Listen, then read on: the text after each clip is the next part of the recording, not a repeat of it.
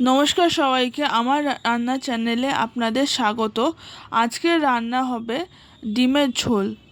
তো চলুন রান্নাটা শুরু করা যাক আর রেসিপিটা আপনাদের সাথে শেয়ার করা যাক। প্রথমে ডিমগুলোকে সেদ্ধ করে তেলে ভেজে নিতে হবে। তারপর ওই একই তেলে কালো জিরে দিয়ে দিতে হবে। কালো জিরে দেওয়ার পর কেটে রাখা কিছু টমেটো আর পেঁয়াজ দিয়ে দিতে হবে তেলের মধ্যে, আর তারপরে ভালোভাবে সেটাকে ভেজে নিতে হবে।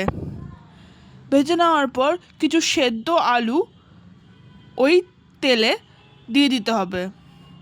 তারপরে ভালোভাবে চালিয়ে নিতে হবে। চালিয়ে নেওয়ার পর দিয়ে দিতে হবে হলুদ, আর তার সঙ্গে স্বাদ মতন নুন। আর এই মশলাগুলো পেস্ট বানাতে হবে। মশলাতে আছে শুকনো লঙ্কা, কাশ্মীরি লঙ্কা, গরম মশলা, ধনে গুঁড়ো আর শেষে জিরে গুঁড়ো।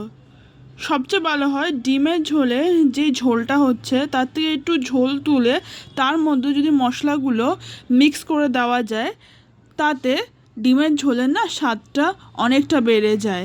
মশলার পেস্টটা ডিমের ঝোলের মধ্যে দেওয়ার পর তারপর ভালো করে মশলাগুলোকে কষিয়ে নিন। এরপর চাইলে চিনি অ্যাড করতে পারেন। চিনিটা অপশনাল, কিন্তু চিনিটা না তরকারির মধ্যে রঙটা নিয়ে আসে। কিছুক্ষণ পর যখন ডিমের ঝোলের তরকারির মধ্যে থেকে তেল বেরিয়ে আসবে, তখন ভাজা ডিমগুলো ডিমের ঝোলের মধ্যে দিয়ে তাতে একটু জল দিয়ে ভালোভাবে একটু চালিয়ে নিতে হবে। হয়ে গেছে আমাদের ডিমের ঝোল। গার্নিশিংয়ের জন্য শেষে একটু ধনেপাতা চাইলে আপনারা একটু ছড়িয়ে দিতে পারেন, সেটাতে দেখতে একটু সুন্দর হয় ডিমের ঝোলটা। এটাই শুধু, ব্যাস হয়ে গেছে আমাদের লোভনীয় ডিমের ঝোল। ডিমের ঝোলের এই রেসিপিটা আপনাদের কেমন লাগলো কমেন্ট করে অবশ্যই জানাবেন। আর আপনারা অন্য কীরকম রেসিপি দেখতে চাইছেন সেটাও কমেন্ট করে জানাবেন। আর ভিডিওটা যদি ভালো লেগে থাকে তাহলে লাইক করে দেবেন আর চ্যানেলটা সাবস্ক্রাইব করে দেবেন। খুব জলদি ফিরে আসবো একটা নতুন রেসিপি নিয়ে। বাই।